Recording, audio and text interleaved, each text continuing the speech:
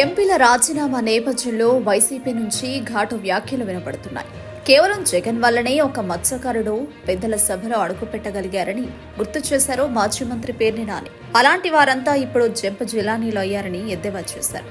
Party మారేవారంతా చంద్రబాబుకి అమ్ముడుపోయినట్టేనని చెప్పారు.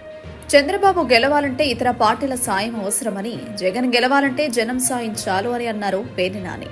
స్వార్థంతో రాజకీయాలు చేసే జంప్ జిలానీ బ్యాచ్లు జగన్కి అవసరం లేదని తేల్చి చెప్పారు.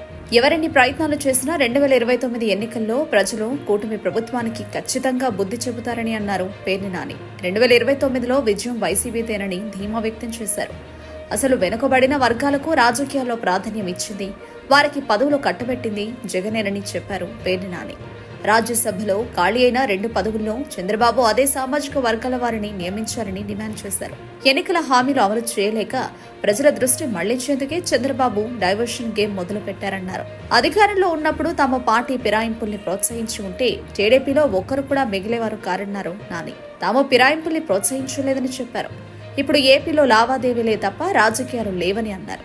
తాజాగా ఓ సినీ నటి కేసు తెరపైకి తెచ్చి తమపై బురద జల్లాలనుకుంటున్నారని మండిపడ్డారు. ఐపీఎస్ అధికారులను వేధించడమే లక్ష్యంగా ఎల్లో మీడియా డ్రామా చేస్తోందన్నారు. 2014లో వైసీపీ తరపున పోటీ చేసి ఓడిపోయాక కుక్కల విద్యాసాగర్ కు తమ పార్టీకి సంబంధమే లేదన్నారు పేర్ని నాని.